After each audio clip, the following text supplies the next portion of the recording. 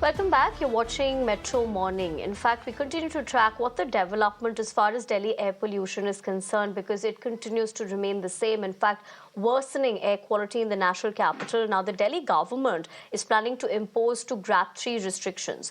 New curbs will include a ban on stone crushers, construction and demolition activities. After a gap of 2 days, Delhi's air quality has plunged into the very poor category today. Now, Delhi's air quality had improved from very poor to poor category the last 2 days due to favourable winds. Meanwhile, stubble burning incidents continue unabated. In fact, on October 26th, 360 stubble burning incidents were reported. Out of these, the highest cases were reported from Madhya Pradesh at 170, followed by 106 cases in Punjab.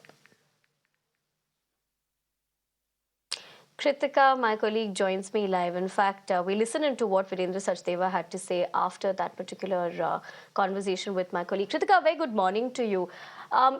With the fact that, of course, you're masked up once again, which is safety first, but that also depicts the unfortunate ground reality. Having said that, of course, you'll draw perspective on the numbers so far.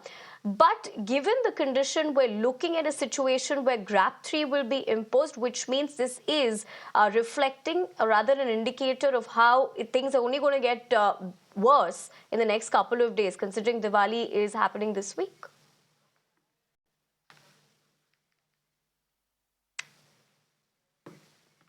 Right, in fact, last morning, over 8 stations were recording a reading in the severe category, that is above 400.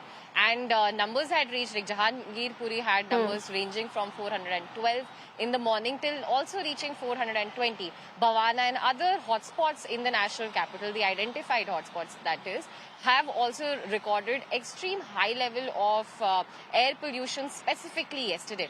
Considering that today we are doing slightly better, so far no stations are recording a reading of over 400 or even near to that number.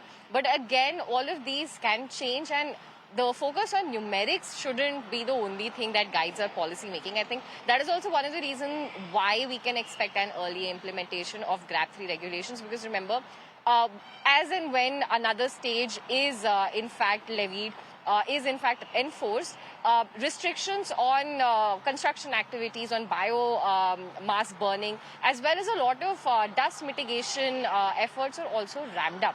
And sometimes additional funds are also allotted for it, something which a lot of MCD officials are also pointing out how they are short of, even in carrying out the activities and the measures that are mentioned in GRAP Stage 2. Right now, we are reporting from the Akshardham temple, and I just want to give you a sense of the visuals we are getting this morning as well. So,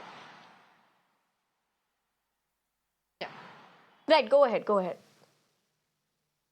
Right, so behind me again, you can see a haze that has settled in. Of course, this is something that we have been reporting on continuously since the onset of poor to very poor quality of air in the national capital.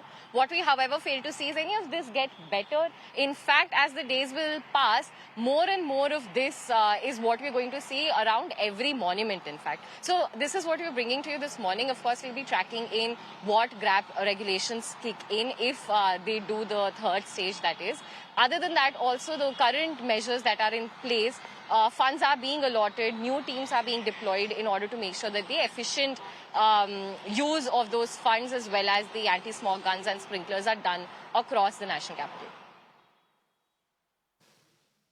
Right, Kritika. Thank you very much for giving us an overall perspective as to how bad the situation is looking, but continue to keep yourselves safe considering the fact that you are exposing yourself to this hazardous air quality. We'll keep coming back to you to keep us ahead on this, but for the moment, we'll leave the conversation at that.